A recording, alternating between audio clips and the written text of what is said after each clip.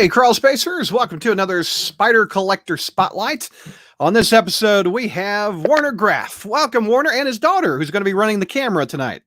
Welcome, guys. What's your daughter's name again? This is Angelina. Angelina, thank you. And we were talking, her arm's going to get a workout by holding the camera and getting a tour of Dad's spider collection. So, Werner, talk a bit about your origin story with Spider-Man. When did you first discover the webhead? Oh my! Well, I was 9 years old, and somebody brought over a copy of 119, where Spider-Man was battling the Hawk. Oh yeah! And I took that to bed and started reading it, and I was laughing so hard because the banter, back and forth with Spider-Man and the Hawk was I mean, they just did such a beautiful job with it, right? Yeah. And then I remember getting out of bed over and over again and going to show my parents a page or a quip, and so on. And then that was the first time I had seen a comic book. And then I went into the store and finally realized that there was a rack of them, Yeah. And been a rack of them. Yep. Yeah. The first one I bought was Marvel Team Up 15 with Ghost Rider. Ah, there you go. Yeah. So that's when I started, about 73, 74. And I collected until I was, through the happy days of youth, right? 9 to about 13. And then I picked up a few things here and there, as I lost interest getting into high school and all that. But then what happened was, life went by. Went to school, got a job, got married, moved to a small condo in Chicago. And at one point, my parents said, you really ought to get this stuff out of your room. And so about 7 or 8 years of collecting, and I was one of those maniacal kids where I thought the toys were actual pieces of art. So I would buy the toy, I wouldn't play with it, right? I just put it aside, right? And just enjoy it. And I got the books and all that, and I had all these boxes. And we had moved here to the home that I'm in right now, where the room that guys are gonna see. Okay. We moved here in 2002, and 2004 or 5. My parents shipped all the stuff out, and it sat in boxes for about 10 years, maybe a little longer than that. And then I started opening the boxes up, and I said, "Oh my God, this stuff is great." So I started to pick a few things up, in between that I saw that were fun, because eBay came along, right, about 99 or whatever. That's when I discovered that. And I saw things that I had wanted when I was younger, and I said, "You know what? I got all those toys. I'm going to pick this up and just add it to the box." And that was it. So now what you're going to see is basically a youthful collection, supplemented by, an older guy with a job and a few resources to pick other things up that I liked, to fill No doubt. Yeah. That's what eBay is. It's all of us older guys, 40s and 50s, going back and buying our childhood again, isn't it? That's exactly right. Yeah. And that's it, Brad. That's why I only collect, my collection's strictly 79 and before. I picked up a few pieces after that were, like I have the Bowen statue that I'll show you, and so on. But, that's because it was a Ditko, stance. It fit with the 60s. So anything from 79 to before, I've tried to round it out, and it's been a ball. I think I took up after you, because most of mine is after 79. Like the Migos is when I got hooked, and then Secret Wars sealed me for life in the mid 80s. When I became a huge Spider-Man collector. But do you remember your first item besides a comic book that you collected? Well, what was your first Spider item? I think it was probably, it was 73 when I picked up a toy. It was probably, the Mego dolls were out. So I picked up one of those when I saw them. But unfortunately I played with all those, and that's one of my horror stories. But but the Mego dolls, and then I think some of the Ahi stuff, right? The stunt cycles, and the parachutes and the frisbees and that kind of stuff. I had all that when I was. Is that the company that did the Spider-Mobile that Stan Lee cut the deal with? Yes. So they did. Yeah. They get it, and in fact, that's one of the pieces that I don't have. They had a box about this big, right, with the buggy, with the Dune buggy, and they patterned at 130, with Hammerhead off of that buggy, right, to sell, and then there's my dog, and then. They had a motorcycle that was like the sister thing, and I've got the bike. I can show you that. Well, I tell you what, Brad, if you don't mind, tonight I think, as you and I discussed, I think I'm going to focus on the 60s stuff. Okay, we can get into some of the 70s stuff maybe, or maybe do it in another program if you're interested. But my room's a bit of a mess. I'm pulling everything out and redoing it. Okay. And B, and we the 60s stuff is pretty eclectic, you know. Right. So maybe we can do that, and then if you have interest, we can Yeah, always we can go back and do a part 2. Talk a bit about your hardest item once you started in the early 2000s, starting getting all this stuff. What's the hardest get that you finally found? Oh my gosh. Well, you know, there are a lot of holy grails that I don't have. All right. So, Right. you know, I don't have, for example, the scooter, which is, you know, one of those things. That's a 60s Spider-Man scooter, I think. there's Yeah. a 60, and it is the weirdest looking little thing. I've got the Captain America, but I've been looking for that, and I can't look, you know, even at this ripe old age, you know, money's not unlimited, right? And Right. these things are Yep. just crazy these days. So, you know, but I have found some things that I think are relatively unique. One thing I have that's an absolute treasure for myself. It's not a toy, Right. but the office sign for Stan Lee when he shared a cubicle with Stan Goldberg. Yes. The office sign went up on a Christie's auction. A collector bought it, and then I bought it from him. I think I'm the second. I got it. There it is, right there. You're talking about, right there. Which one is it? I've got it up on the screen, right there. Oh, very good. That's what you were talking about. Yep. You got it. And that apparently, you know, it's you know, got the verification from Christie's, and then there's a letter accompanying it from Stan Lee. Well, Stan Goldberg and Stan Lee both signed it. They shared this cubicle timely, and that was the comics department. So that to me is like one of these immeasurable. I'll never, you know, never find those things again. And I got very lucky that I happened to be, you know, checking, you know, the screens for that one.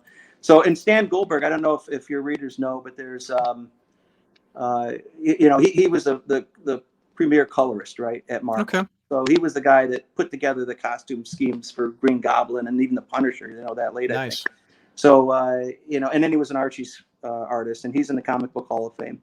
I think the other real holy grail that I do have is there's not many of these, maybe 2 or 3 that I know of, and maybe there's more and I just don't know of it. But I have got a pristine Mark's train from I think it's 67, I want to say. And that is a very difficult. And the cool backstory on that, Brad, is that was. Here, I've got it. Is this it right there? Let's take a look. Let's see if it comes up. Yeah. So there's your train. Absolutely. So this thing, I don't know if you can. If I shot, I don't have a good shot there because the top shows you. I actually bought one. The one on the bottom is a little bit more beat up. I bought that, you know, years ago. But the one in the box is pristine, right? And that came from, there you go. Yeah. That came from a train enthusiast, actually. And the backstory on that is really cool. The guy's name was Ward Kimball. Okay. And Ward Kimball was the guy that gave Walt Disney the idea to put the train around Walt Disney World. Oh, cool. It was Disneyland at that point. He was an illustrator for Disney. He was one of Walt's best friends. They both lived in Anaheim. All right. And what happened is that he bought this old train, which was an old train used on a plantation in outside of New Orleans in a place called Homus House. All right, plantation. Well, it was one of these trains that they would take the workers out to the field and they bring them back. It was just a little coal-fired thing, right? And steam engine. So he saw that, he bought it, and he used to run it around his backyard. All right. And Walt came over for birthday parties and that type of thing and said, man, the kids love this thing. And so they ended up putting one of these trains around Disneyland and then Disney World. And so he was a train enthusiast, and he died a few years back. And in his collection, he had these Mark's tin trains. And I bought this one and one for the Jeffersons, which I've long since sold. But the marble one was just pristine in the box. He bought it, archived it, and now it's, you know, probably that's really cool, a linchpin in the collection. Yeah. You said 1979 is your cutoff point. How come 79? Well, you know, to your earlier point, we bought back our youth, right? I mean, that's what I did. I mean, I had such a wonderful childhood. Great parents. I grew up in, you know, rural Indiana, small town, Michigan City, up on the lake.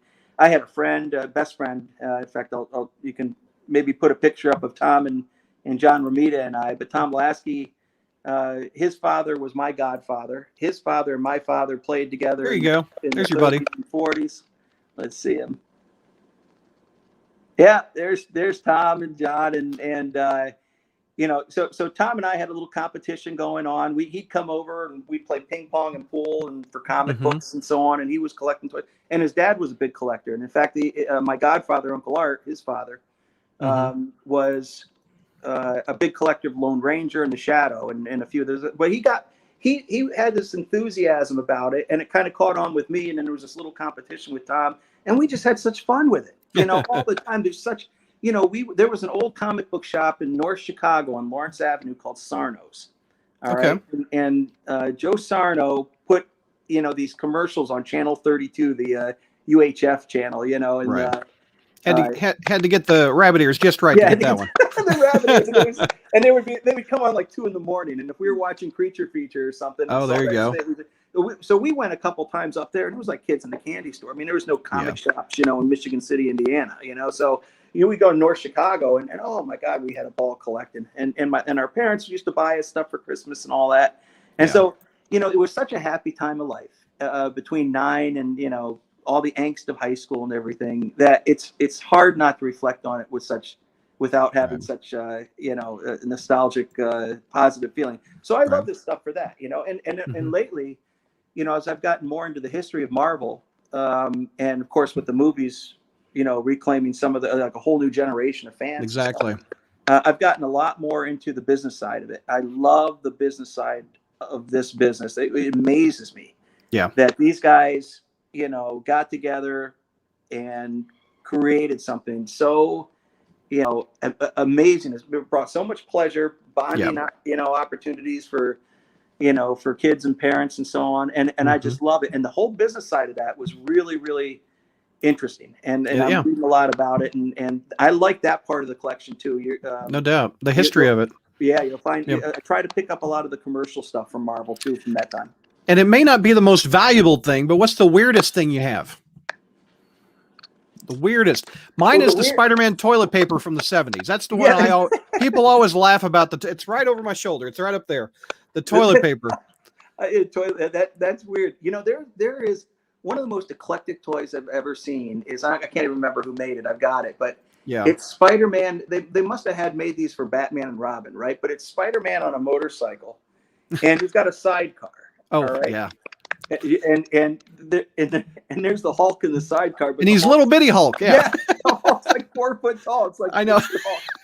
It's like mini Hulk. Yeah, I've seen that one. Oh my God, that thing just cracks it. That is pretty funny. We're gonna get, like we said earlier, we're gonna get a tour of the Spider Room in just a second. But you've got some pictures you sent me. Let's go through the pictures before we get to the room. Oh, that'd be great. So we saw the trains. Yep. And there you are with that's the vault. What we're going to see in just a minute. That's the room This is incredible. Yeah. How long did it take to organize this room? Oh, I blew it up too much. It's been on and off over years. I mean, work gets in the way, right? Life gets in the way. No doubt. So every now and then I'll just want to take a break and I'll go down and put something in order the way I want it or whatever. And that rack. By the way, that was. From a friend of mine. His name was Al Hood when growing up, and his dad owned a paper distribution store. And I told him I must have been in 7th grade or something. I told him I was collecting comic books, and he goes, "Well, we got racks in the basement. You want one?" Oh, heck yeah, you do. Sure. And that's one of those classic early '60s racks. They're very rare. And they are, I imagine that rack's worth about $700-800. I just noticed since I zoomed in, this was like a bag where you got 3 books in the bag. Yeah. Back here, it looks like I used to get those all the time. Yeah. Oh, there was a joy, wasn't it? One of those stories, right? I was out in New Jersey, and I went into a drugstore, and they had a table of them on clearance for like 10 cents a piece. I ripped into every one of them. I wish I'd saved them. You always had to scoot the bag a little bit so you see what the second book is. Exactly. I must have bought 10 of those. No doubt. Ripped into every one of them, right? Yeah. You got this. Is this custom made, or was that? No, what I tried to do was I picked up all the 70s cards. I've got one more to put in there. You can see there's a space in the bottom, but I picked up all the cards for the 70s vending machines, and then I had to find a vending machine to get them in. So that came out of Fort Wayne, Indiana, and it was I must have called 10 distributors and antique shops and so on that did these things, these gumball machines. This guy finally had one that I could use, and it was actually wider than that for. Yeah. You got a Ben Cooper Spider-Man costume. They made a ton of those. Did you dress up in at that costume like I did back in the day? Yeah. You can't breathe out of those air holes, can you? I Yeah. almost passed out as a kid. Actually, what I'll show you in the vault is the first ever, because Ben Cooper, I don't know if I'm imagine a lot of your watchers know this, but Yeah. Ben Cooper was actually the first licensed item of a Spider-Man toy.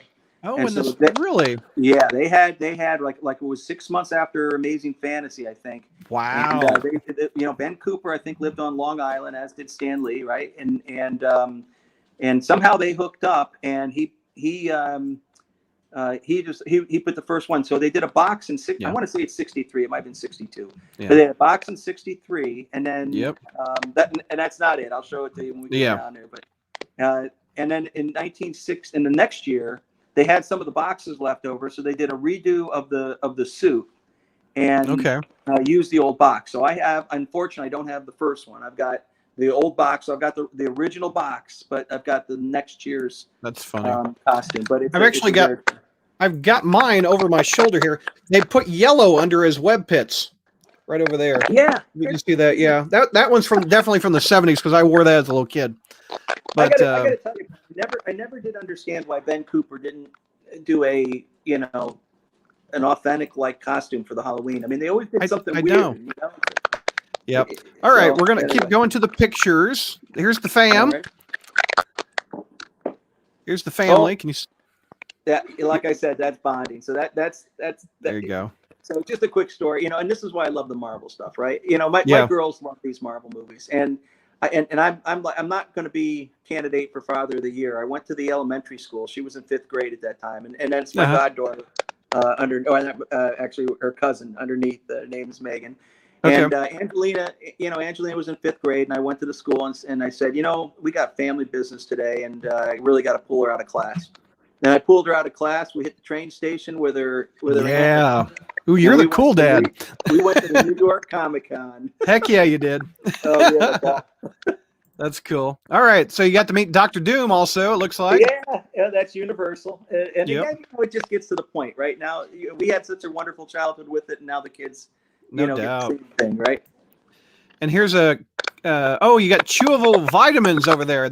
I remember those. Those tasted awful.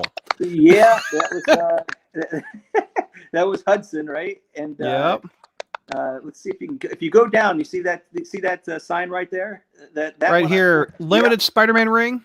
Yes. So that sign I pulled off a Walgreens drugstore back when I was, I'll be the kid collector, right? And it took me 6 months to convince the guy to give it to me. Put my name on the back of it, and then he tore the corners off when he tore it off the window. Oh, come on. It's not mint anymore, dude. It's not mint, but I'll tell you something. Like I said, Tom's one of my best friends forever, and that guy picked up, he found one. I don't know how he found one, but he found one that was mint, and he gave me a replacement. So I've got that's cool. Replacement, in a tube, and this one is my my display one. I know Bruce is watching. He's a big fan of the Rock comics. So that's the original album. What's this behind? Is that the poster? Yeah. Well, that's the poster. And Bruce has got that part of the genre down, doesn't he? He does. He knows all the. How many Slurpees did you drink at 7-Eleven? Yeah. So I remember I was in Florida the first time I saw that, and again, I begged the guy for the the Slurpee. You saw in that other picture with me in it, and I'll show you when I go into the vault. But that Slurpee cardboard thing from the ceiling, I begged the guy for that. I never did get it, but I did get the poster out of the window. Well, there you go. Yeah. And you got the Romita classic redo of the Kirby art with the Sentinels. Yeah. That looks cool. That was an eBay buy. I didn't pick that up when I was younger, but it's too good. And because John is my, favorite artist, as with a lot of people. There you go. Every story I've heard of Romita, he's amazing.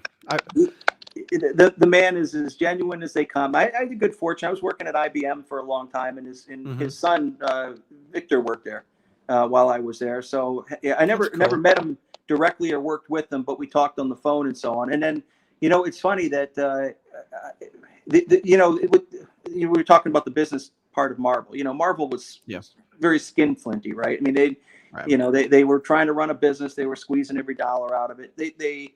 a lot of these artists didn't know to take their own art, a lot of times, and when they did take it early on, in my opinion, a lot of them gave it away too quick and too cheap, because. Yeah.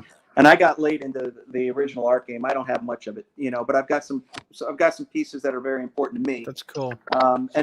But they have this Heroes Initiative where, some of these artists that kind of not that they're necessarily fallen on hard times, but they certainly weren't rewarded for what they contributed to the culture. Exactly. Right. Yeah. And, so John does some good stuff for that group. And believe it or not, an auction came up on eBay, and, Tom and I loved Romita when we were growing up. All right. And we'll get into a few of these other things here, but, I saw this auction on eBay to have lunch with John, and I said, well, neat. It's going to be great. I got to do this. So I bid on it, and I was lucky to win it. And I'm telling you, I thought it would go for 10 times what I bid for. A lot of times, I think I'm a fool bidding high, but this thing, it didn't go for that much. And I was stunned. And I think they just didn't advertise it well enough, but I was very fortunate to get it. And then he met us at Jack Dempsey's in New York City. And, I brought a few things from him to sign, but it really wasn't a situation where we were like wanting anything from John other than to ask him questions and to just tell him how much we appreciated him, and his art and all that. Nicest guy in the world, Virginia. His wife joined us. It's honestly one, and I flew Tom out. Well, I didn't fly him out, but I invited Tom, and Tom, of course, jumped on a plane and came out, made a nice time of it. And so it was Tom and I and John in this thing, and John asked me, he said, I'll do a sketch for you. What do you want? Of course, both of us love Green Goblin, so Tom said Green Goblin, so he took that one. I said, well, I love this half Parker space that you do, but can you make it with you? Can you do a self-portrait? And he said, oh man, you've really thrown down the gauntlet. I mean, think how hard that is. A self-portrait on a table at Jack Dempsey's, in New York on the fly with a pencil. Look at this thing. Yeah. I mean, who can do that, right? This is him half trying. yeah, exactly. And it's still better than most artists, Yeah, there's no other one like it. Yeah. But just the nicest guy in the world. Just, that's so nice. And isn't that wonderful that you grow up admiring a guy, and you meet him, and he's as good as you always hoped, right? Because what kind of bubble would have burst if this guy was like, they always say don't meet your idols, but sometimes they pull through and they are everything you've thought they were. Absolutely. Here's the Stan Lee. Here's the Stan Lee sign that you were talking about. Yep. We've also got, your buttons are on display in an airport, you said. Yeah, well, I've got some of them downstairs, but that's at the Philadelphia airport, and they're doing a collector's exhibit in Terminal D, Delta Terminal. So I was just there this week, and they're still there, so nobody's ripped them off. But if you take a look at those, some of those are the really, really hard ones. Those are the Mailway Kirby buttons. All right, and those suckers are in the thousands of dollars, and it took me forever to get them in an affordable way, but I got lucky, and I didn't get those when I was a kid. That was something that I didn't even know they existed, to be honest with you. Yeah. A little bit before my time, but so I'm guessing you paid more than 39 cents on that one. Yeah, unfortunately. But you know what? The good thing about all this, right, is this stuff seems to hold its value, and I think with the movies, it's going to continue to hold its value. I don't think it's going to be like I said, my Uncle Art had, The Shadow and the Lone Ranger. That stuff's not worth, anything really. And this stuff, I don't think we're going to have that problem. I think it's going to continue to appreciate. That's cool. That's very cool. All right, we've also got tell me about this. This is a Nick Fury. Yeah. So there's a companion photo to this. Maybe you can show the one with the Dr. Doom. Well, story on this. I don't think I have them together. I should have put them together. Okay, no, that's all right. Let me see. So, that's my next photo in the line. But all right, so let's talk about this, and then I'll come back to it. Okay. So this is one of my few pieces of original art. This is one of those things that after I get my daughters out of the house and it's burning down, this will be the next thing I grab. Right. Grab Nick Fury. Yeah, this is a Romita original art. It's from Captain America, Bronze Age book, and when I was growing up, I saw this, and then I had a biology project. I was in 7th grade. I can remember it. And Mr. Rathburn, and he wanted us to draw a body with anatomy, right? Now, John Romita was an anatomical. There you go. There's the original piece. Artist, Yeah, there you go. Anatomical artist before he became a comic book artist. Yeah. And that's one of the reasons why his art is And always there's so the beautiful, book. right? And there's Yeah. the book, right? Yep. So anyway, I drew this Doctor Doom thing for a biology assignment, got an A- on it. The guy said it was crazy, but this was the piece that I patterned it off of, and I always remember. There you go. So there you go. So when it came, yeah. So when it came up for auction, like again, this was like 20 years ago before the art took off, right? And I picked it up for a reasonable amount, and I just wanted to pair it with my picture, right? Well, this is one of the few things that I brought into to talk to John about, because I wanted to tell him this story, how he got me an A in biology, right? So if you can do a close up in the bottom right hand corner, okay, of that Dr. Doom, yeah. Good idea. Well done, John Romita. There you go. Can you imagine? There's my idol. Here's my idol judging my 7th grade art project for biology. No disrespect, but I got to go Romita. Yeah. Well, I'm sure he was being kind, But again, it was 7th grade, right? Oh, look what your teacher wrote. Rather unusual. Yeah. Yeah. Well, but you got an A on it. Look, you got 100. Yeah, oh yeah, I thought it was an A-, but I guess I did better than I thought. You got 100. That looks great. I owe John even more then, don't I? You do. You got an A. All right. Tell me about this piece. This is beautiful. All right. So the if I know a lot of your readers are enthusiasts, they probably know the 1976 calendar.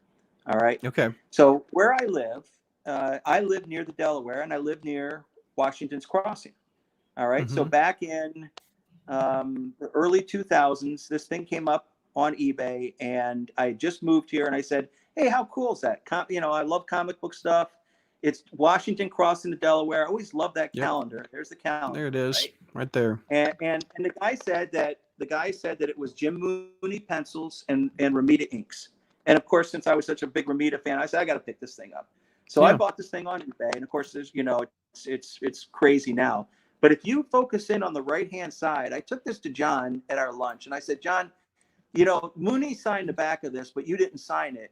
And my understanding is you did the ink, so I'd like you to sign it since I have you here. And he said, I hate to tell you, but I never touched this thing. I was the editor at the time I approved it, but I didn't do the ink. Jim probably did his own inks on this. And I was a little disappointed, because I mean, look, Jim Mooney's a great artist, right? But I'm a Romita fan, right? A Spider-Man guy. So I said, well, look, do you want to sign it anyway? I mean, would you mind? And he goes, well, I'll do better than that. Give it to me, and I'll send it back with something. And I said, oh my God. So here I'm giving this piece of art, right? And guess what he does?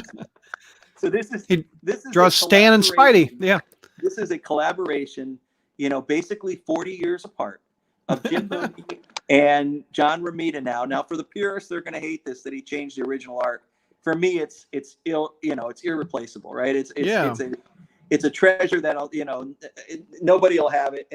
But it's the original art from Jim Mooney. It's Romita on the back now, and he adds Stanley getting warmed up by Spider-Man in the boat. That's hysterical. That looks great. I love Stanley's like, why am I here? Yeah. Love it. That's awesome. Let's take a look. You got another piece of original art here. Marie Severin, it looks like. Yeah, like I said, I don't have many, but I figured you guys would like to see this stuff, right? So this is the great Marie Severin, right? Trailblazer. And I always loved this thing. All right. So this is 60. I think she touched this up in 69. I think it came out in 67. And then she added the world in the back. Like she brought it back out for something because they used it several times, right? They used it, I think, for a Christmas card, maybe. They used it for a comic book, It's the Merry Marvel Marching Society, right? Yeah. Oh, that's what it was. It might. What says it right up there? Yeah. Right? There you go. Oh, yep. There you go. So anyway, I probably should know the history a lot better for the interview here, but I always loved this piece. I always thought Marie Severin was great. I love the Not Brand X stuff, and so when this came up, I had to pick it up. And again, this is thank God for me, but it's all before this stuff went crazy. I wish I had the foresight to picked up a lot more. Yeah, that's a beautiful piece. That's what outside the airport, right? Yeah, that's the airport. Yep. And sometimes I bought these buttons in lots, right? And Yep. the DC stuff came in too, so I got a few of the Batman, Superman buttons from 60. We won't hold that against you. It's all good. What is this super toss up here? What is that? That looks cool. Well, yeah, I think that's like that's not 60s. That's like 78 or so. Yeah. The real interesting one there is if you go to the far right, that's a transagram. Very rare. I mean, this thing gets all beat up and sells on eBay for $300 now. So which one is it? You know, what am I looking for? Yeah, the one. It's the Target up there, the superheroes Target board. Oh, this thing. Okay, got it. Yeah, I want to say that's 76 or so, but that's an extremely rare thing to find unblemished, and I had that up on my wall when I was growing up. Can you imagine seeing that in the toy store with that gun attached to it? Yeah. You don't see that in the toy store anymore. Yeah, I don't have it. Oh, I gotta. Hey, I wasn't planning on doing it, but I'm going to show you the gun rack, and we can do that in another show. But I love the old guns, all the Laramie stuff and so on. But that, you see the cardboard cut out there that he's swinging? That. Yeah, that thing. I'm pointing at the camera, right? All right, that's the Slurpee thing that hangs from the 7-Eleven back in '75. Oh, right? that's so cool. So they would put that in the store. You know, and the air would move it around. So he would move around like a one of those baby mobiles, right? And he can't see it in the picture, but he's got a Slurpee cup in his hand up at the top. Oh yeah. So it's just a real fun piece, and that's cool. I wanted that. And again, talk about a good friend. Tom found it somewhere and surprised it with me at Christmas one year, and I'm telling you what's sad is the 7-Eleven employees just toss this stuff when the promotion was over. That's why this stuff's so rare, I imagine. Absolutely. Well, that's why I like the retail stuff, Brad, better than I do the toys because it is rare. Yeah. You can't, and to be honest with you, I think there's a, there's a bit of a miss in the market right now because that stuff's a lot rarer than the toys. And I think that eventually the logic is going to catch up to it, and you're going to end up with people realizing that point of sale stuff is really, really. Yeah. And that Bruce showed this off, that rare mail away Ditko poster. That's huge. Yep. Oh, that's not the one. That's another one. Oh, there was what's a different one? Okay. Yeah, there was something. It's a New York company. I can't remember it off the top of my head. Images or something like that. But anyway, they did a bunch of posters, but they were normal size 2x3s. Right. But that's the exact same Ditko pose as the big one that says your friendly neighborhood Spider-Man on the bottom. Right. And the big door poster. This Romita pose is one of my all-time favorites. I love that crouching crawls. That's one of my favorite images of Spider-Man of all time, actually. So, let's see. We've got a few more pictures. We go into the room, so you don't have to spend more time there. Here, I've almost got them all. We're gonna look. We're gonna see this in just a minute.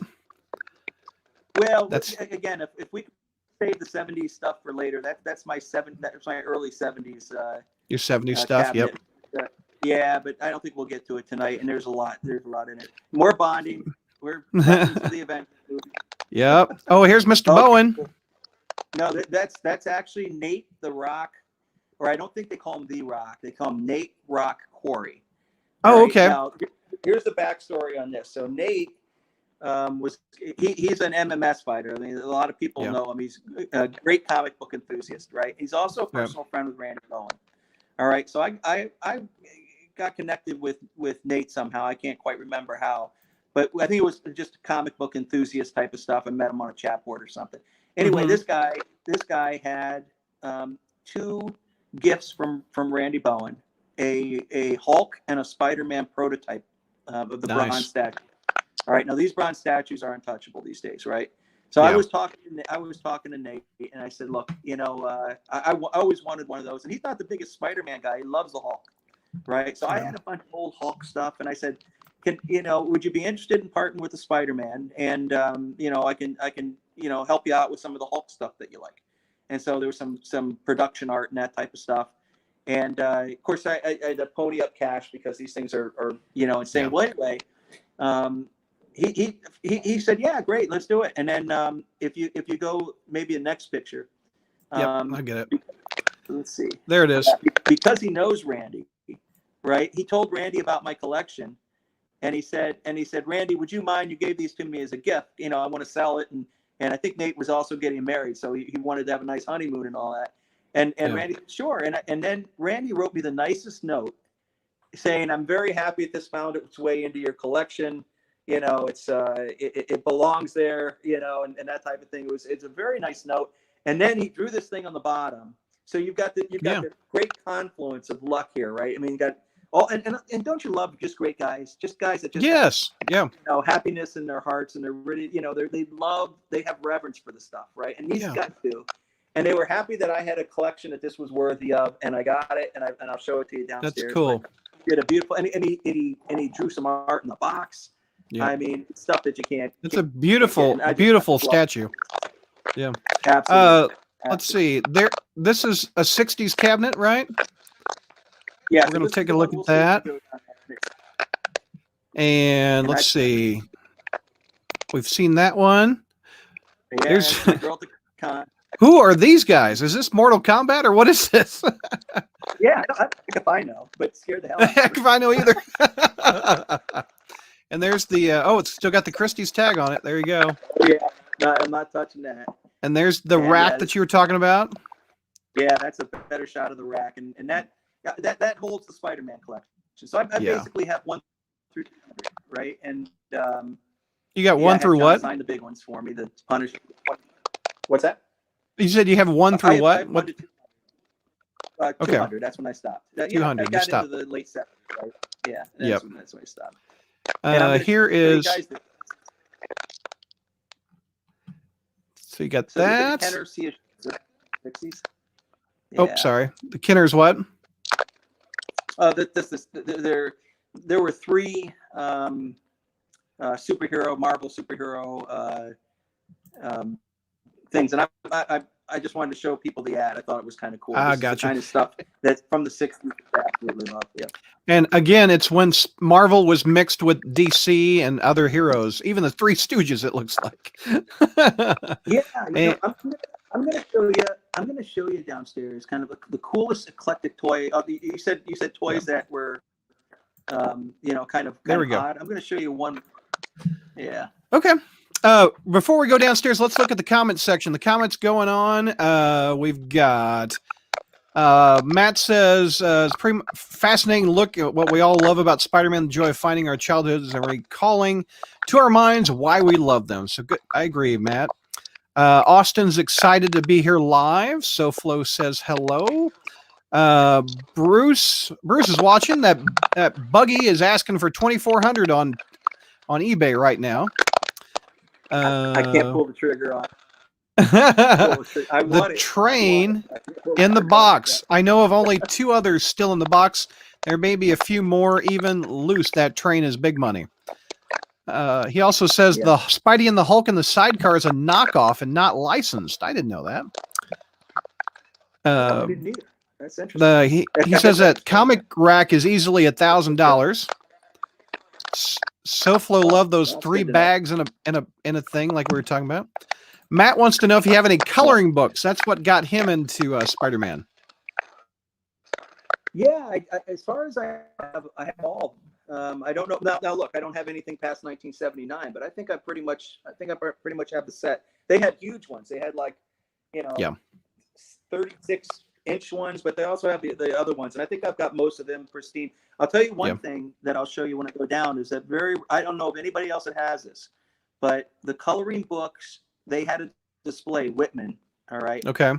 And Whitman, I want to say got a Green Bay, Wisconsin or something. But Whitman had a display, and what they did was they had a cardboard. They would take. They had a tube, right? And in this tube, they would change out signs. All right. So every 2 or 3 weeks, they'd have a different sign in it. All right. They had one Spider-Man sign. It's got an orange background. It's a weird looking thing. Beautiful Romita art. And I was lucky enough to get that out of the Hallmark store in Michigan City, Indiana. I've never seen another one of those, and I'll show it to you. That's cool. All right, let's go take a look. We've been building up to this, so let's go get a tour order if we can. Angelina, would you do the honors? Angelina is our photographer for the evening. She's been resting her arm.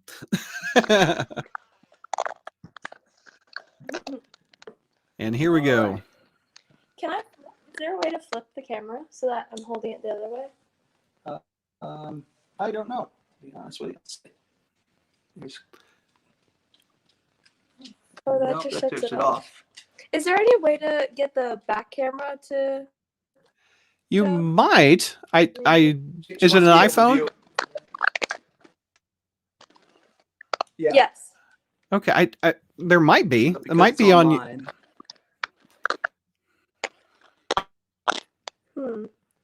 Okay, it's okay. I can hold Alright. like this, actually. All right. Well, let's go down. Okay. And viewers watching All right, us, so feel first free thing to is- ask questions when we get down there. What were you saying, Werner? All right. So the first room is my staging room. Like I said, I'm pulling everything out and I'm kind of redoing it. I'm also rebagging everything. I'm trying to make sure everything Okay. is protected in case I ever have a pipe leak or something like that. So this is all Okay. stage stuff. So I apologize for that. So here's the vault. Nice. That's it. Yeah. We enter the Spider Shrine. Wow, that looks amazing. Yeah. So this is what I thought we go through tonight, because if you want to pan around, Angela, you can see that we would be here for a lot longer than an hour. Wow. So I love that the shelving is red and blue. You're keeping on theme. Yeah, good eye, Brad. So, Yeah. so these are the old PlayStation shelves from Kmart.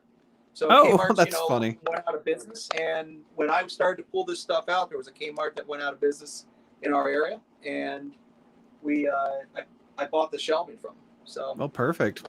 So yeah, feel free. Well, feel free to start wherever you'd like. Let's just start pointing, and we'll talk whatever you'd like to talk about. All right. Well, let's start with the big stuff first. Okay. Tell you what. Let me take this. Thank you, sweetheart. So there's the books, right? Oh yeah. So this is when I look at those. Most of these were when I was young, and I was, like I said, a little bit maniacal, so I put them all in cases and really didn't read them. I've got a beautiful, amazing fantasy, beautiful #1, and I don't slab them. I've never really gotten into that. At some point, if I want to auction them off, I figure I'll slab them then. But I love them just the way they are. Same. And, what's the story of that Amazing Fantasy 15? How did you find it? What was the story of that one? Okay, well, here, take that, and you can step back a little bit. Thanks. So I was getting married in 1998, and I bought myself a gift before I went into marriage, and that was a guy in Dallas had him. I was working down there on a project because I'm in IT, and I think I went to like Lone Star Comics or something. Anyway, they told me the guy that had him, and he wanted to sell them. And I met him in the airport, and it was like a drug deal. You know, we did in an envelope, in the terminal, and he slipped me the 2 books, and I went home, and I just put them in a folder, and that was it. Out of the light. Oh, that was gone. And there you go. Again, it was way before these things took off, right? I mean, you know that 9.4 just went on. I want to say it was Heritage for like $800K. Wow. You know, this stuff is nuts now. You know, it is. So what else we got? All right, so let's take a look at the 60 stuff, which is really cool. So first of all, here's the Bowen statue. That sounds good. Thank you. All righty, so there's the Bowen statue that we talked about earlier. All right, and then I've got some other cool things in the background that have the same theme. So that's the old. It's one of the first patches that Marvel ever made. If you can see that back there, you know what? Yeah. Yep. I see it on the bottom right. Yep. Yeah. Let me open this so I can get. So you don't have the glare. Yep. Yeah, I think it's a glare for you guys. Whatever you do, don't lose the key. Yeah. Let's be my luck. Oh, that looks cool. Yeah. So and in the background you can see the that's again to get the glare there, but that's the Ben Cooper. That's the first Ben Cooper costume back there. So is that like 1962 or 63 when that came out? It could be 62, maybe one of your. I want to say 63, but right. It could be 62, or maybe one of your watchers knows. But Okay. all right, and then these are the cars. I don't have the car. I think the car came in a bag and a box, and I don't have either one of them. But the cars are really cool, right? And what year do you think those cars are? Okay, I think they're 66 or 67. Wow, that's so old. That's so cool. I know. And then this is the 1966 Aurora. Oh, the model. Yeah. He's webbing up Craven, if I remember. Yep, there's Craven. Yeah, and Craven's got a gun with him. That's why you know the difference between the old one and the one that came out later, I think in 74. Is that Romita art on that model? I think it is. No, I think it's Ditko, but I don't know. Okay. Or maybe it's just, some of these toy artists, some of these toy companies just did their own thing too, right? That's true. I want to show you something that's kind of cool. It's very hard to see. Okay. But it's a backdrop because, I've gotten into some of this production art and I haven't really put my finger on it yet, Brad, whether this stuff is worth it or not. But it's very rare to find the first Amazing Fantasy 15 production art. Okay. And that's they probably did it for one of these reprint books, for this one. I doubt this is back in 62, 63. But I've got the production art for 1 through 200, I think, on every cover. And you see 29 over there, and that's cool. A bunch of other ones. So neat. Yeah, there's a pillow in the background. You can barely see it. Oh, that when Bruce showed off, that's the weirdest thing. Yeah, it looks more like a pool toy than it does a pillow. Yeah, it's they did a couple of them. I think 2 different sizes, and then they had another one which is 68, and I pulled that out to show you guys. Yeah. But here's we have from Bruce. He says the art is from Neil Adams on that box of the model. Very good, thank you. Yes. So let me get. I'll show you this since we do it in order. So I've got the 3 of these. This is something I really, really love. It's a cool toy. It's this is the Spider-Man version up here, right? Yeah.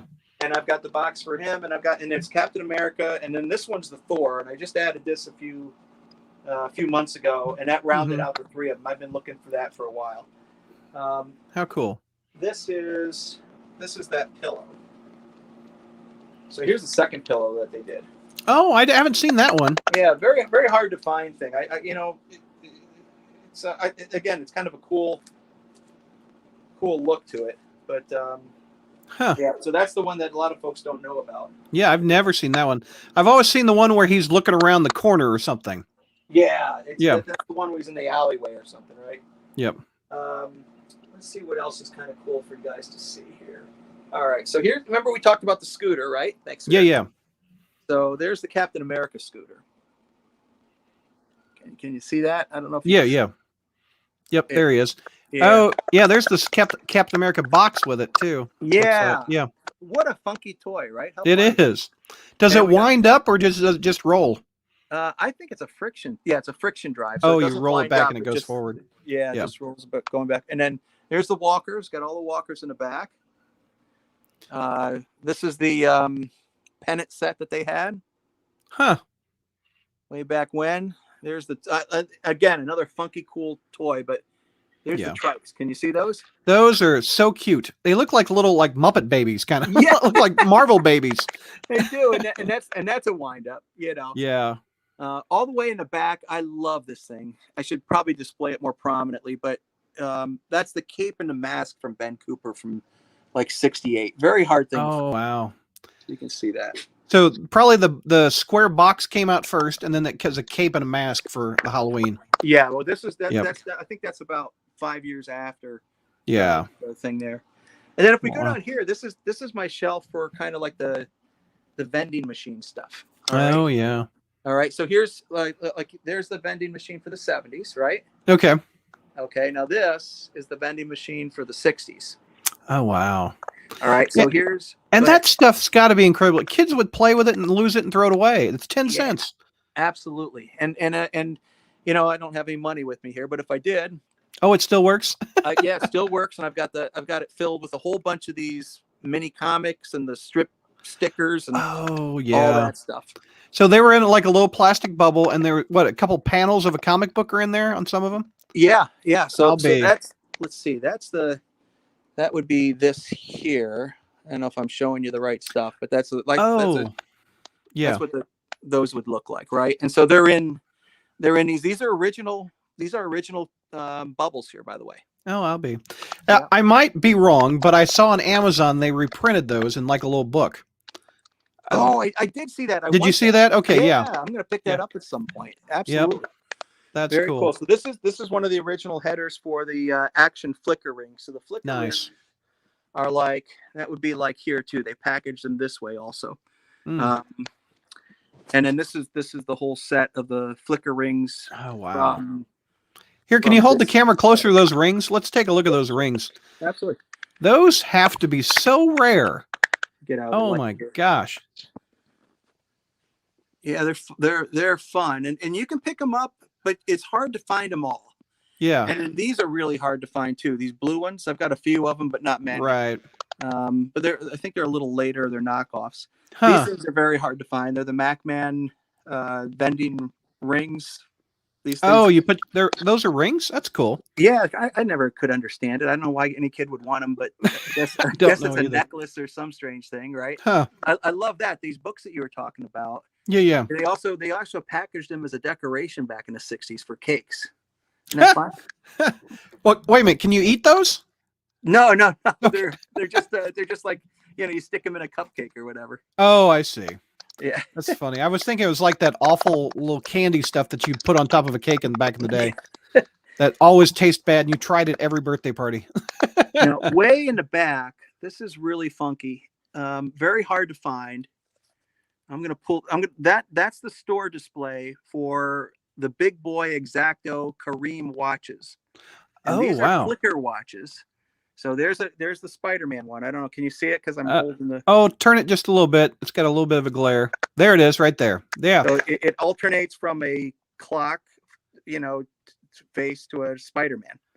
Oh, okay. And they had a whole bunch of them. So that was the store display. Again, I love the POS stuff, right? The point of sale stuff. Huh, that's cool. I've never seen those. That's neat. Yeah, very... like I said, this stuff, kids played with it, put a dime in, and lost it. Most of it. It's amazing this survived the 60s. Exactly. I'm going to show you another thing. This is one of the first mail away premiums that they did. This was General Mills. All right. This is an old, sweetheart, if you wouldn't mind. Sure. It looks like a can of peanut butter. Yeah. So General Mills did a 1960s promotion where they did something like the Kenner Sia shows over here. Uh-huh. And you mail away. And this is what you would get in the mail. Get this little viewer. Okay. All right. And the viewer, like a Viewmaster. Like a Viewmaster, right? And then there's a bunch of strips. And this is all original. I want to be very careful. Oh, wow. See all these strips here? And these strips have different characters on them, and there was a bunch of Marvel ones. Oh, cool. Right? So I've got the Marvel ones. Sweetheart, if you can show them. So these are all the Marvel ones down here lining the floor. Okay. So they're essentially like slides. You put them in front of your eyes like a slides. Yeah. You got it. That's cool. I love the business side of it. The really good. What, you have to probably mail off 50 cents to get that back in the 60s or something like that? Exactly. And that was You say what'd you say it was from Hostess, or where did you say that was from? General Mills. General Mills. I'm guessing. So you probably had to buy 2 loaves of bread or something to get get the UPC off of the side of it or something. That's crazy. Let me show you something else. A lot of people don't know about these, but these are what they call crazy comics. And these are back in the 60s also. You can see they have the Hulk. Oh, flip your camera one more time. You're sideways. One sec. Sideways. Let's see. There you go. Right there. There it was. You had it. Sorry about that. There it is. Oh, the crazy. I think I've heard of those. Yeah. So I've got the full set of that. The Marvel ones are in the back, but you can get a feel for them back there. Were those licensed by Marvel? Heck if I know. Yeah. You see Spider Guy in the back. Spider Guy. Yeah. I've seen those before. Yeah. So now this is important. So here are the 1966 cards, right? Mm-hmm. And then this is the point of sale display box for the cards. So this is what the retailer would put out in the counter. And the kids would come by and they'd pull the packages of gum out or cards, and this is what the cards look like, right? Huh. So here's the stickers from I'll be. I think it was from a Philadelphia company, I want to say. Huh. So anyway, this is a full box of those stickers, which has Can you been tilt it unopened. down? The light's hitting it pretty bad. Let's see here. How's that? Yeah, it's still hitting it pretty bad. Let's do it I this was way. looking at the bottom one. I'm not looking at the top one. Yeah, there you go. I see it now. So this is a 1967 unopened box of all wow. those stickers. Can you see, sweetheart? Yeah, that looks neat. Very cool stuff. And it's so cool. those were 5 cents. They came with a card and a thing of gum, huh? Just like baseball cards. A sticker. Yep. That in those cases it was stickers, and then this was the cards were with the 66. So the 67 was the sticker, 66 was the superhero. And you're talking about the business side. Stanley and company were just trying to get the name out there as far and wide as they can, weren't they? They were. The funny thing about it, as far as I can see, is that they were selling toys because they thought toys were going to sell comics. Yeah, and they never exactly. really grasped that the toys themselves could be a line of business for them that was very lucrative. And Right. again, maybe it wasn't lucrative back then. I don't know, but it seems to me like they missed the boat on that one. Right? They were so wrapped up in the comic genre that they didn't understand that what they had built was content. Yep. And that content could be licensed and drive revenue, across the board in 1,000 different ways. And they made, in my opinion, they made a bit of a mistake back then. They probably could have done a lot more Walt Disney-ish, type of marketing for it. Right. So if we keep going, here's the This is a Lakeside. I know you're a Spider-Man guy, but this is a Lakeside Captain America. Bendy, one of the earlier Captain America toys. Wow. And then here, I've got the 3, and I'll just pull one out. There's one of those Sia shows I was talking about. Like their early viewfinders. Yeah, perfect. That's cool. Yeah. Still in the box too. Wow. Yeah, I got the price tag on it and everything. How fun is that? So on the slides, we got 3 Stooges slides and Bozo along with Spidey, huh? Yeah. And some ape and Captain America and some dude with an S on his chest. Yeah. Some dude with an S on his chest. This is a Spider-Man show. Yeah. All right. If we go down to this, then this is something I'll show you. So I like I said, I love the 60s, the cartoons, right? Yeah. So the way that they used to do it back then, I've learned, is that they took these 16 millimeter films, and the way that they would broadcast is that they would actually do a projector of the film on a screen while the camera was on this for the cartoon show. Oh, okay. So what you were seeing when you watch these old, Prince Namor of the Deep, or the Mighty Thor or Hulk or Captain America throws his mighty shield and all that, right, was them actually filming a projector showing the cartoon. Wow. And so you can, every now and then these things come open, but here's like, for example, 60s Iron Man show. It is 16 millimeter, and this is what they would have shown in the studio. They would broadcast it. This is Captain America. This is the Spider-Man trailer. Remember the trailer in the 67 films where, and I've got a couple more, but this is my prize here. This is one of the episodes from 1969, I think it was, of the old Spider-Man show. Oh, okay. So they would have played this. Wow. And broadcasted it as they played it. I never even thought about that. That's probably how they did that with local television stations. Yeah, just get a projector and have the camera pointed at it, and that's what we're watching. And Paul, you guys can find these on eBay pretty easily. But Paul Soules signed a bunch of the cards.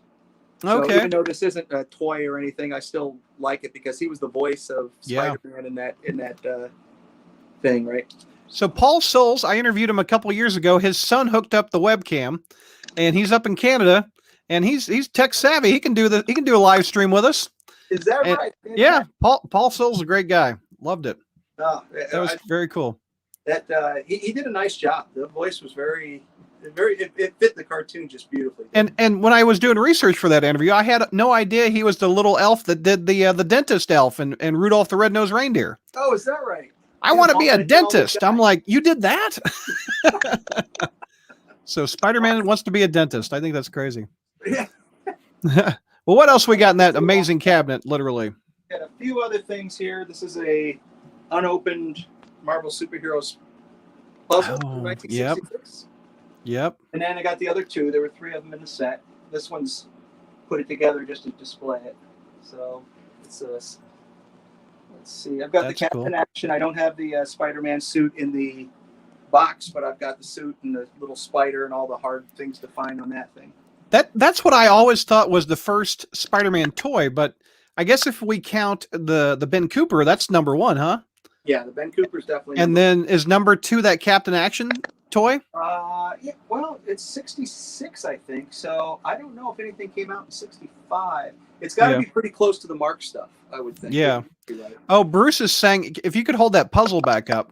Yeah. He says Maurice Severin did that pose of Spider-Man the puzzle, and you can see the mask. I mean, the mouth through the mask. Yeah, you're right. Here, I'll full screen you. Yep, you got a spider mouth going through there. Yep, there it is. There it is. That's odd. That is odd. That is odd. Very odd. What was really cool too is picking up the catalogs from the toy companies from back at these. Yeah. I've got a few of them, the Ohio Arts and the Ideal and so on. Very hard to find, and they're starting to really creep up in price. Right. Bruce has corrected me. All that Mark stuff, the tens and the trains, was before Captain Action. Okay. So that it probably goes Ben Cooper, then Marks, and then Captain Action. Yeah, Marks was early. Yeah, that was real early. That was an early deal at Marvel. I'm going to show you a knockoff. I think this is 60s. I think this is 60s, but it might be early 70s. But this is the 60s toy, and you can only find this in the Philippines. All right. Okay. It was a 60s toy that they did for like Disney characters and so on. Let's see if we get a better, so we don't have the glare on it. All right. I love this thing. Watch. A musical television. It's a musical TV. Ideal put these out in the 60s, and then I think this is a bootleg, and it was only in like Philippines or something. So listen to this and watch how cool this toy is. This is really one of my favorite eclectic ones. Can you see it? Oh yeah, it's like lenticular. It's like moving. So they have Wonder Woman, Superman, Batman goes by, and then Spider-Man. And he doesn't have a spider on his costume. So he's also missing a leg. He's like, oh, that's cool. Let's see if we can get the Spider-Man to come out here. Yep. The box. Wonder Woman didn't even make the box. Yeah, she might be on the side or something. Yeah. No, she didn't make the box. Nope, didn't make the box. Okay, here comes Batman. Let's see if Spider-Man's coming. Here he comes. Sexism. Hold on. Don't break it. Yeah, don't break it on the live stream. Yeah, that wouldn't be good. Come on, go. Well. Oh. There it goes. There it goes. It was caught. Here comes Spidey. And he doesn't have the spider on him, even in the It looks like he's flapping, ready to fly. He's trying to flap his arms. But isn't that the weirdest toy? Oh, see, I like weird stuff like that. I think that's funny. I do too. The box itself, the box alone without the toy went for about $400. Oh my gosh. Wow. Isn't that crazy? Lauren Drummer says that he just picked up another Marx figure, the orange one. I don't know which the orange one is. Oh, is it the 6-inch? Yeah, I'll show you something really cool. Okay, so, cool. Found out that this was the 70s and not the 60s, but the 60s is when these things first went out. I think he's talking about the plastic figures, right? Okay. So come on over here, sweetheart. So again, I love the POS stuff, the point of sale stuff, the business side of it. This is a very rare, it's the only one I know of, point of sale box for those Marx. Oh my gosh, look at that. That's cool. Yeah. So, this is very rare. I've never seen that. I've only seen this once. Other people have seen them though, but that's the Marx figures packaged in a group. But this was what they were 39 cents at the time. And they would cut the crate open at a grocery store and they'd have a crate of these toys.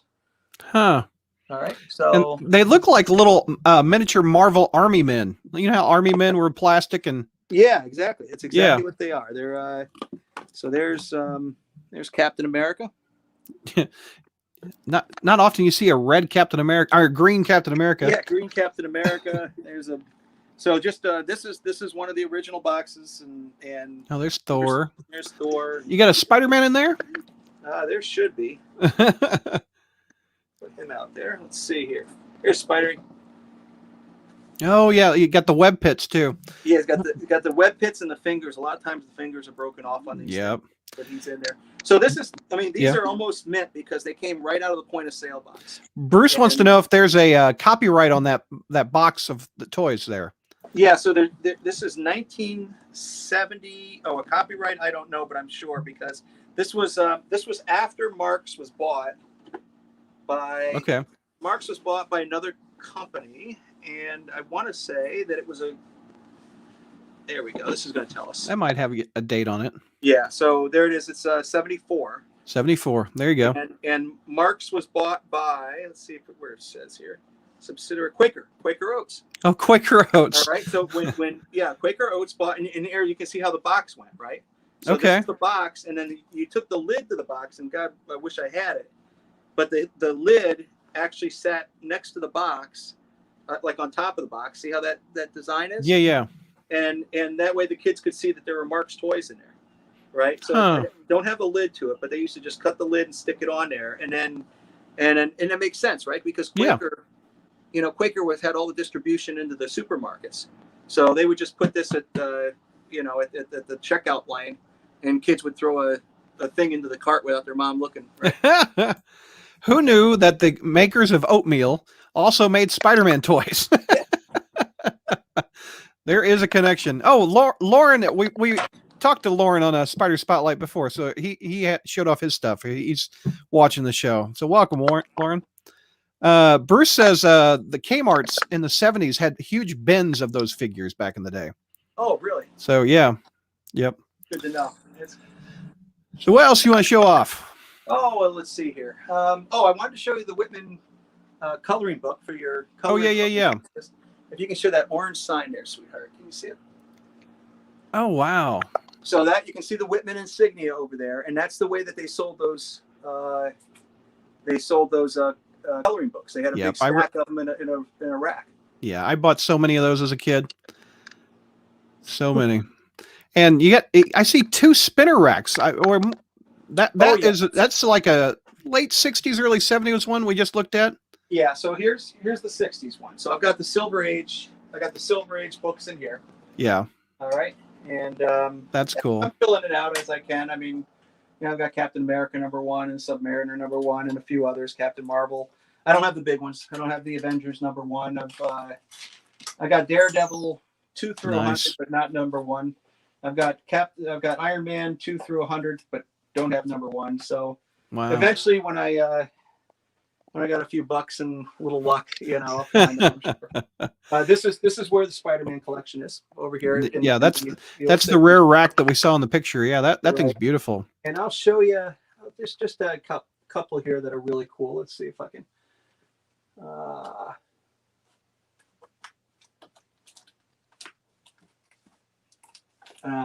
This is the absolute best. 122, man. 122. Yep. Yeah, and John Romita signed it. Look at that. Yeah, I had to have him sign it. You were talking about these. We were talking about these Marvel. Let me pull it out. These Marvel 3-packs, right? Oh yeah, look at those. So, remember when I told you a story about finding a bunch of them in New Jersey? They were stocked with the 122s. I had a stack. Oh wow. Wish I had kept them nice, but I didn't. My 3-bag was in the late 70s. It had Amazing Spider-Man 179. I still remember it. It had Amazing 179. It had Hulk 222 and Cap 221. So I got the big 3 in the 70s all at once. That was one of my first comic purchases. Oh, that's awesome. So I love those 3-packs. Oh, I got something for you. Okay. Packs. This is rare. This is a 10-pack. I bet you haven't seen this one. A 10-pack of comics? No, I've never seen a bag of those. It only came out for a year. Okay. It was very limited distribution. And this is unopened. So there's 10 Marvel books in there. A superhero gift pack. Interesting. Yeah, I can't. There you go. That's better. No glare. So isn't that cool? No, Yeah. sometimes these come on eBay. What's but the they're back always look open. like? Oh, it's the same thing. Yeah. Well, that's not fair because you can't really see what you're getting with that. That's You're like exactly right. You can't see, but you know you're getting Conan. You know you're getting Hulk and Fantastic Four. What year do you think that is? Is there a copyright? Oh, I'll find it. Let's see. Yeah.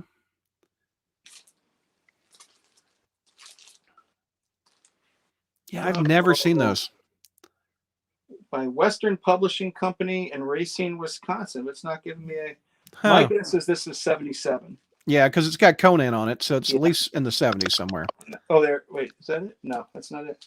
I don't know when it is. Interesting. My guess is a 77 though. Right. Or 70. Bruce had a couple questions. He said, "Is that Aurora model set sealed?" It is not, Bruce. I wish. Okay. And he also asks, "I also saw Marvel value stamp book in one of the racks when you showed the photos earlier. Do you have? Oh, you have that?" I do. I love those things. Let me see if I have them out. Yeah, you got to make sure that your comics still have those stamps in them. Otherwise, they're cut out by the kids. You're exactly right. That was a brilliant move, wasn't it? Yeah, no doubt. Everybody butchered their books, and then they. Let's see here. I've got. So there were two stamp books, right? Mm-hmm. There was one in I want to say 76. Okay. Yeah, well, I have them. I just don't know where they are right off the top of my head. But they've got two. What I can show you though is the poster. On the second set of stamps, you had to mail away for a poster, right? Okay. And that poster is. All right. So if you can show them that poster right there, is a goofy looking thing. Don't step in that. Just the goofy. Oh, that one. That does look odd. What's Spider-Man just standing in the top of the? It's like he's floating. They took like a shot of New York, right? And then they just like juxtaposed something over him. I don't know. But that's when you sent away after collecting the stamps, that's the poster that you got. Oh, that's weird. Bruce says those stamp books are expensive now, Series A and Series B. And he says that poster came with the first book. Yeah, that's crazy. Very good. He says it was a photo and made in London by a company there, is what he says. And it came with the book. Interesting. Fantastic. We also have Lauren says that Marvel 10-pack looks like the art from the Bring on the Bad Guys.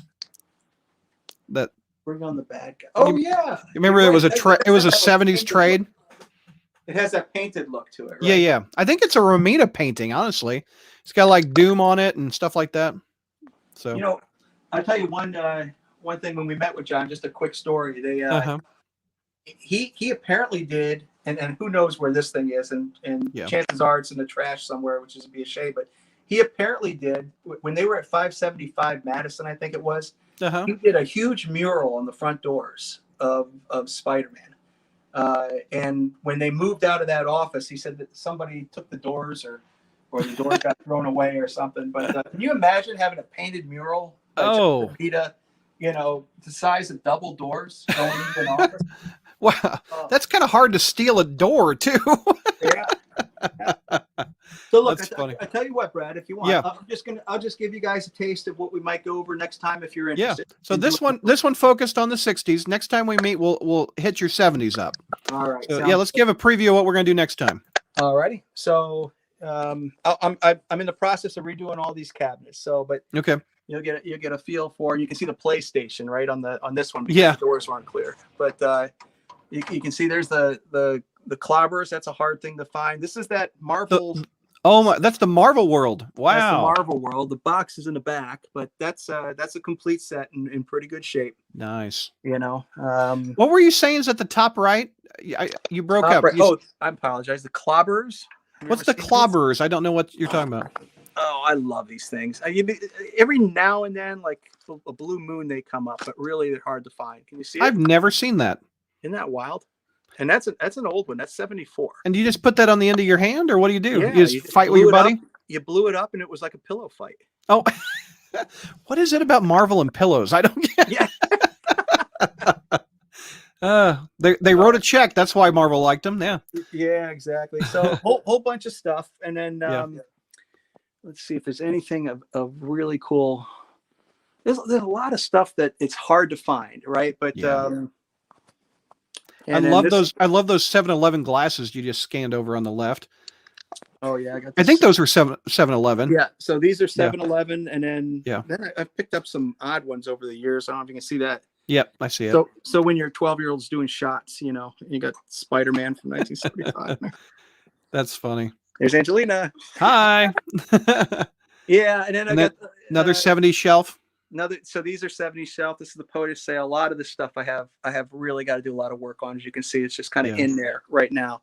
But I'll have it ready for you guys next time. This is kind of a hard thing to find the Target set unopened. Ah. And that's from my youth. Here's some more stuff from John. That's you know, this is my Green Goblin Romita shelf here. Oh yeah. That's pretty.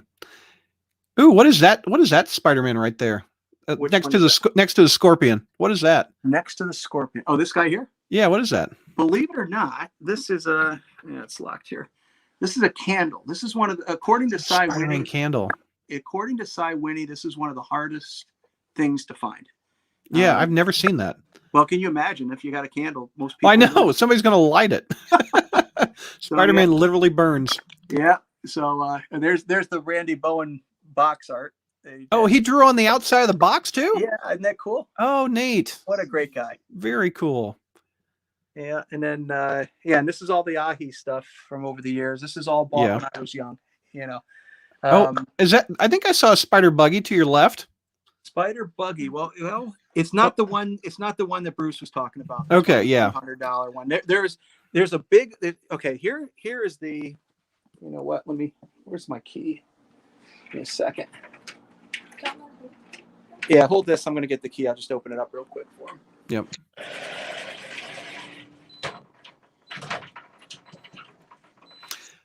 I ought to have another key made before I lose it. Yeah, don't do that. Don't lose the key. Don't lose the key. That looks like a Romita statue up on the top right too, on the underneath the candle. Oh, this here. Yeah, that looks like that was a Franklin Mint deal. Oh yeah. I got that when it first came out. I'm glad I did because it's gone up, you know. And yeah, that's pretty. But it's a beautiful thing, right? Mm-hmm. And this is the sister toy of that buggy that Bruce was talking about. This is the very hard thing to find. This is a cycle. Here, can we zoom in just a little bit more on it? Let's take. Oh yeah, there you go. So look, he's a funky looking Spider-Man. Oh, that's weird. So they released a Spider-Mobile, and then the other toy is this. Yes. So this was the sister toy to it. Look how big this is, right? It's huge. And this is a lot bigger than the you can see the mini ones that they did. You know, a year later, right? I've only seen those mini ones. I've never seen one that big. That's cool. Yeah, and I love it. And like Bruce said, that guy, he's had it up there for a while. It's up on eBay right now. You say? It's up on eBay. He's had it up there for a while. What's he asking for it? The Spider-Mobile? I think he's asking like $2,400. I think. Is Whoa! That what Bruce said. So, holy cow! There's not many of them out there. The guy's smart. Yeah. I mean, somebody. It's not going to be me, but somebody will pay it. I'm sure. Wow! Pay the mortgage or get a 1970s Spider-Man. But I want it. I'd love to archive it because you know you got this collector's mentality, right? Where the mind seeks closure. It wants to fill in gaps. Yes, it just has a natural drive to do that. So, you know, it's hard being a collector with this much great stuff, especially since it's taken off and I've been priced out of my own hobby. I'm very lucky that I bought a lot of stuff when I was young. I mean, that's really the exactly. And buying stuff in your 40s, 50s, I would not. As you said, we pull back. We've got other commitments. As a swing bachelor. Probably for another 10 minutes, we'll take a few questions from you guys. If Werner's game, it'll be my pleasure. If you guys would like, Brian over on Facebook says, "Seeing all this stuff, do you have the movie poster of Nicholas Hammond, Spider-Man Strikes Back, the TV movie? Do you have that poster by chance?" Nicholas. So I've got one. I think there were 3 or 4. Okay. In my room to be redone. Oh yeah. Yep. I think I see it. So let me see here. Sorry, sweetheart. Move over. This I bought property in Belize about 10 years ago, and we gutted the property, and this was a local artist who apparently became pretty famous, but I don't know. That's cool. Drew he did this on the refrigerator. The refrigerator was busted. So I brought this back from Belize, and I don't know what the hell I'm going to do with it. It's in the way right now. But it's a refrigerator door. Of course, we ask about the thing that's behind the refrigerator door. The refrigerator door. Right, thanks, guys. I appreciate it. We're blaming Brian on this one. All right, so this is I don't know what the heck. Oh, love this. Again, what's that? It'll stop, right? So this was a Spider-Man visit, and in fact, like Spider-Man came to the store. Yeah, Spider-Man okay. came to the store, and in fact, I should put this in here. There's Spider-Man coming into the store. Oh, can you tilt down? Oh, yeah, there you go. At the showcase, there he is, and he autographed it. Love Spidey. There you go. Spidey, right from the Shop K Presents. How cool is that? I love this kind of stuff, right? Yeah, it's one of a kind stuff. There was 10 or 15 kids. I think Tom was one of them. I think Tom took this photo. But there are 10 or 15n kids that were standing in line, waiting for Spider-Man to come. The guy came. Well, that Bruce. It was probably Bruce. Well, some famous actors were in ththose suits. Jonathan Frakes from Star Trek: The Next Generation was Captain America for a few years. I did not know that. Yeah, it's funny. Fantastic. So here's the poster. I think here's the poster we're talking about from the Nicholas Hammond. And this is signed by Nicholas Hammond. This is one of the cool photo, just a promotional photo from back in '77. Yeah. So if I remember correctly, they released. Oh, here, I'll full screen. When it didn't take off on CBS, they put a couple episodes together and put out movies and put them out overseas. Yeah, exactly. Yeah. Exactly. Yeah. Spider-Man Strikes Back. That's cool. Yeah, there he is. Let's see. Oh, I got the pinball machine and. Does the pinball machine work? Yeah, it's very cool. It plays like a champ. I got it buried right now, but it's beautiful. I got a beautiful one. Again, this was one of those things I bought. I bought this house. I had, I just wanted to make a little game room down here. I figured, well, what better than the Spider-Man thing? I always wanted to play this at home anyway. I had it in the arcades, and it's 1980, so it doesn't quite fit me because I tried to cut it off at 79, but I love it, and then the girls loved it. It's just I buried it while I'm redoing it, and that over there. Yeah, that's the gun rack. Let me tell you. All the various Spider-Man guns. I got. What did they call those? Peg toys, or what are those called? Called rack toys. Rack toys. That's right. So they're like under $1 toys that you see them in the supermarket. You throw them in the cart when mom's not looking. Oh my God, I love them. So I'm taking them all out and I'm rebagging them. Right. Oh yeah, look at that. Putting them back in, and they were basically. Does that say Spider-Man Ball Buster? Yeah, it's a ball blaster. Ball blaster. Oh, blaster. I'm like, Spider-Man's been busting me for years, Oh, that's funny. That's funny. Brian, thanks you for moving the refrigerator door. He says that's the poster that he has on his VHS tape of Spider-Man Strikes Back. Oh, that's awesome. There you go. Let's see. Bruce wants to know if you sell or trade items. Are you not partnering with any? Bruce, duplicates, of course. Yeah. And if I have stuff that's not 1979 and below, I'm trying to get rid of all the little things that I picked up that really didn't match the collection. So he says that you have some serious quality items. Others have many more quantity, but his quality is only surpassed by maybe one or two more collectors. So. Well, I'm trying. I mean, that's very generous. But if it comes from Bruce, then it means something. So thank you, appreciate it. I've been trying to get Cy Winnie, that he's one of the biggest collectors I've seen. I'm still trying to sweet talk him. Well, he should. I think one of the things. Look, everybody runs into the same problem, right? Yeah. Even in our ripe old age, when hopefully we've saved a little money, it's hard to get display space. Mm-hmm. I mean, my house looks like a mess, right? Because I got all this stuff, and granted, once I get it, curated, I'm going to fit it all in that room, and it's going to be beautiful. But for right now, it's right. It's a mess. So you're kind of like me. You're planning when you retire. We're going to get some shelves And we're gonna make a museum. There you go. There you go. You know what? I do want to show you one more thing in the 60s, Yeah. and then you know, if you want, I'll let you go. But Okay. this is the kind of stuff that I think is really cool, and I think collectors are going to catch up to it. Okay. Some have already, but there we go. I see a couple more spinner racks. Those look cool. Okay, yeah. So because this is like the non-superhero genre. Okay. So this is like, you know. I love that sound of that spinner rack. That brings back memories. Just a sound.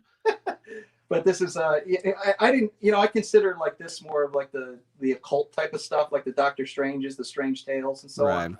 I got all the Doctor Stranges, the Brother Voodoos, the Ghost Riders, you know. Yeah. Then I got the Monster Rack. So, you know, these are surprisingly hard to find. Getting all the Frankenstein series, I couldn't believe it. I thought that'd be easy knockoff, and they were a pain in the ass. And here's the werewolves, all the Draculas, and then, you know, the Howard the Duck. Howard the Duck with the button from '76 when he ran. When he was running for president. Yep. Yeah. That's funny. This is a 1960s book. This is, you know, they had it featured in the cartoons, right? In the comics. Yeah, wasn't that advertising like the Saturday morning cartoons? Like Spider-Man's coming, the Fantastic Four's coming. Yeah. Exactly. Yeah, I remember that. So, and then catalogs. You know, this is surprising. Again, I know it's a Spider-Man show. It's just amazing how things catch on, right? This is an expensive book now. Oh, well, she's been on television now. We've got I forget her name. She's Linda Carter. How can you forget that? Well, no. Well, that's Wonder Woman, but I know that's her real name in the book. No. Linda Carter is the name of the character. Right. But the gal, she was in Star Wars Mandalorian, and what's her name? They made her. I can't think of it. The viewers can probably help me. But the actress played Night Nurse on Punisher and Daredevil and Iron Fist and Luke Cage on the Netflix version. So Night Nurse has been on the Marvel Cinematic Universe. And so that's why it's gone up. Huh? Probably, yeah. Wow. I cannot think of her name for the life of me, but she's a good actress. I like her. Yeah, these are all the Conans 1 through 100 there. Yep. But this is what I wanted to show you over here. And okay. The business stuff is just absolutely fascinating to me. So I don't know if you can see that with the lights here if I have them. But like here are the old like Laramie catalogs. All right. So would the kids mail off for that, or the store would buy that? This was the catalog that and then here's the Transagram catalog. Remember I told you the dartboard is really hard thing to find now. So these catalogs, these toy catalogs were the trade stuff, right? This is what they give out to the stores. Ah, gotcha. And then the stores would pick, okay, this is what I want my inventory. We'll buy this for the Christmas season, you know, and all that. So these things, I just, you know, first of all, they're very, very hard to find, but they're absolutely invaluable in terms of figuring out what's actually out there, right? So like all those Kenner Sia shows are in this one. All right. This is 1967, the first year that they did that. So I really think that these things are just, they're kind of like an undiscovered gem right now, because I get so much out of them. I know, for example, on that gun rack, there's only 3 guns I don't have, right? Wow. Out of all the 1970s, because I've gone through these catalogs and I know what's there and what's not, right? Yeah, I would have no idea how many there were. I get that's the only source you can get. Yeah, and you're exactly right, because what they did, like Laramie and so on, the company out of Philadelphia, you know, they would have like a sheriff's gun with a badge on it, and then they just stamped Spider-Man on it, you know, and so you got this, you know, 1865 revolver with a sheriff's badge and Spider-Man's on the card, you know. So I mean, it's just really eclectic, fun, cool stuff. Yeah, and Cy, like you were talking about Cy, and you know, he's amazing. I think, you know, one of the things that he might be a little resistant on is I think he has all the stuff in the boxes yet. Yeah. And it's going to be a major, I mean, that guy's got some cool stuff that I've never seen. Right. And I think it'd be a pain, you know, for him to get it all out. I think that's probably the only thing holding him back, to be honest. Yep. He's a pretty good guy. Bruce says that those catalogs go high on eBay. The actress I was thinking of is Rosario Dawson. Oh, is that right? She was the night nurse on those Netflix Marvel shows. She's also in The Mandalorian too. Did they call her Linda Carter in the No, show? they called her Claire Temple. Okay. which is where maybe there's multiple night nurses. I don't know. Oh, We went down a weird road with that one. so, and then this is all like it's just I like this. I love the sales stuff from Marvel. Oh my! Oh, that's weird. What is that? So we'll talk about this next time. Okay. I'll try to put some more thought around it for you. But this is like the salesman from Marvel would use this stuff when they would go pitch the books. Right? Oh, that's so funny. Isn't that cool? And then this is the kind of stuff that they would send out. This is that's for the Treasury. Looks like the one you're just putting it behind there. Yeah. So this is the neat. the Treasury one, and a whole bunch of stuff that they would go to the store. And then this is a Spider-Man network of friends. So this is like the new age Foom or whatever. Oh, cool. So very, very cool stuff. And we can talk about it next time. Awesome. Matt wants to know, besides Spider-Man, who's your other favorite character? Oh, I've always loved Captain America. Yeah. I think it's the dual themes, right? I mean, all these characters, they did such a beautiful job baking themes in it for young minds, right? I mean, and they've really paid great homage to it, I think, on the movie so far. I mean, I'm too much of a purist to like the Spider-Man, what they've done with it, because it just departs way too much. For me. But having said that, I didn't know how they're going to pull off a Captain America and not make it look hokey. They did it. And they did. They pulled it off. That's because we were worried about that 1990s Cap movie we saw. Absolutely. That's exactly right. Yeah. And they had a confluence of good luck. First of all, McFeely, and his partner, I forgot his name, but the guys that wrote the script for the trilogy, right? Yeah. The Cap and the Winter Soldier and then Civil War.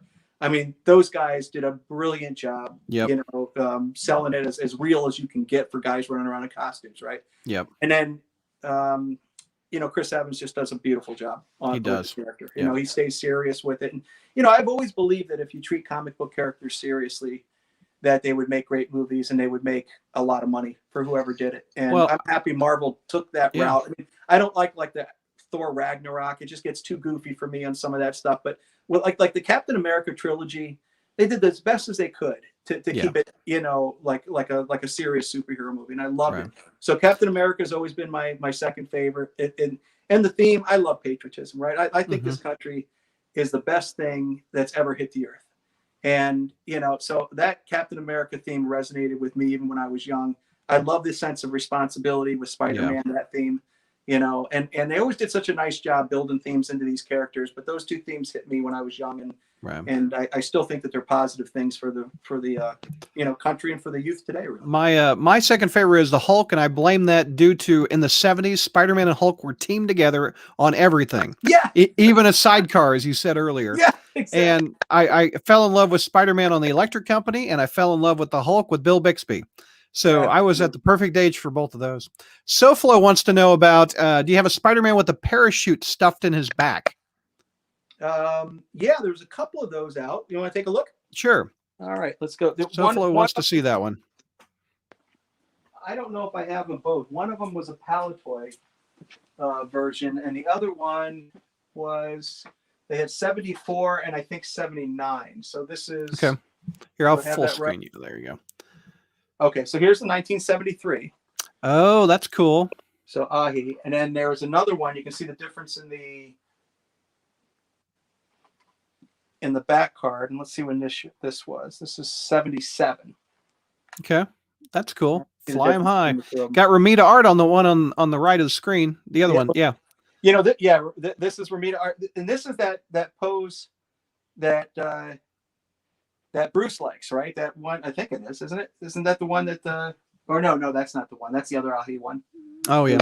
There it is. Show that cycle, sweetheart, over there. See that motorcycle? Oh, the rock comic pose, right. Yeah. And then you got the zoom cycle over there and so on. But yeah, these are the two. I didn't notice it when we were going over there. Tell me about that giant gold Spider-Man above the shelf there. What's the story of that thing? All right, so there was a company for 1 year had struck a deal with Stan Lee, and it was called Metal Matte or something like that. It's probably on there. But this is a heavy duty thing. That thing is heavy. All right? Yeah. That is a full steel plate in the back. Wow. And then laser matte is what it was called. Okay. Right? And they laser cut these metal pieces and they layered it in so that it has that 3-dimensional look, right? Looks cool. And then- That's my favorite Romita pose, as we talked about. Absolutely. And Yeah. what happened was that they only made like 100 of them, and then Stanley signed them. So Oh, I don't cool. have many Stanley signatures. Romita was my guy, right? But Yeah. you know, that's one of the few Stanley signatures I have. But that's a hard thing That's to cool. find right now. And You to be know what? honest with you, I don't know if anybody owned it who would give it up, because it's just too beautiful. It really. As we're looking at that shelf from the wide shot, that giant Spider-Man mask on the third row. Did we talk about that? What is that thing? We didn't. That's a 1968 Ben Cooper mask. It was Okay. a full rubber mask, hard to find. I mean, every now Here, and can we get a tight shot of that? Let's take a look. So that would just flipped over your head. It wasn't a string on the back, huh? No, that's a full rubber mask. That was some good stuff there. Oh, that's a good looking mask. Look at those eyes. Side there. There you go. That's cool. Yeah. You probably couldn't breathe out of that one either. Yeah. Here, let me. Lauren wants to know if you have any Secret Wars era Spider-Man toys you'd be interested in parting with. Oh, because those are in the '80s. That's out of your favorite years. It is. I love the art on those things. I get tempted every time I see. I mean, I think Yeah. Fleetwood, puts out some beautiful Secret Wars stuff.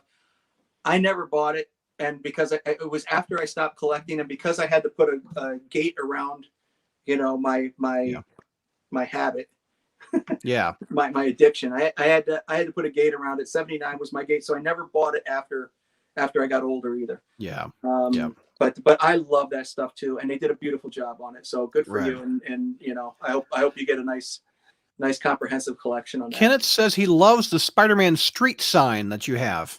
Oh, again, gift from Tom again. That was I don't know where he got it, but I don't think it's old. I think it's just, you know, he found it somewhere. It might have been a, you know, art fair or something for all I know. But that's cool. Yeah, I you know, I put it up there because anything I get. Oh, I'll show you one thing. You know, we talk about Tom again.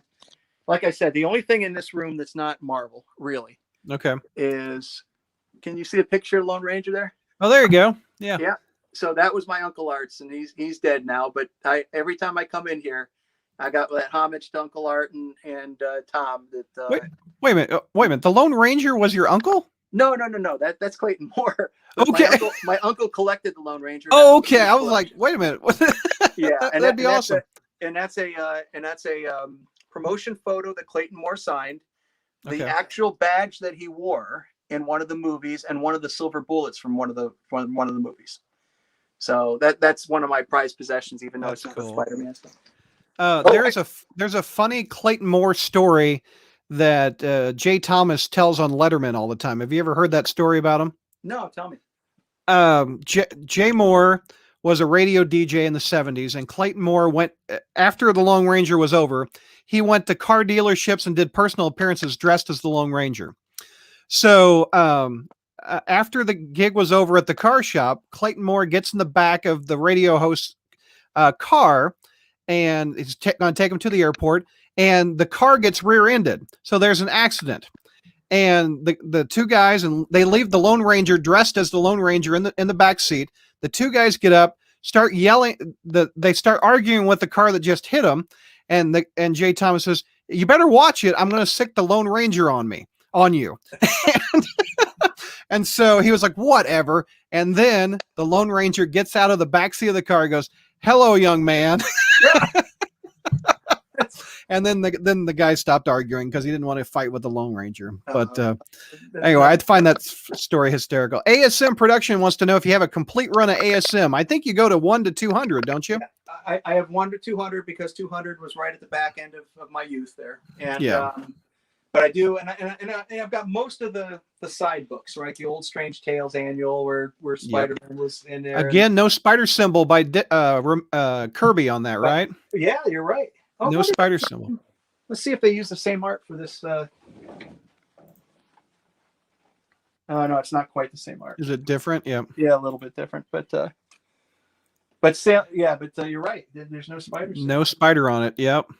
The only one I don't have, and I'm waiting for the nice copy that's affordable, which means I'll never get it. And that is the first Sinister Six and the first annual, huh? I don't have the first annual, but I have everything else. Yeah. And I tell you what, over the years, you know, when I was, like I said, when I was young, I mean, the good thing, the thing that I did right was when I found a book, I just archived it, right? So very few of these things are less than a, That's cool. 6.5 or so. Yep. You didn't draw on them. You didn't color them. You read them and protected them. Yeah. Put them away because to me they were art, and I got lucky that way. Yeah, I love. Again, you get these old. Here's Strange Tales, 115 with Spider. Oh, little spider head on it. Yeah, he fights the Sandman. Yeah.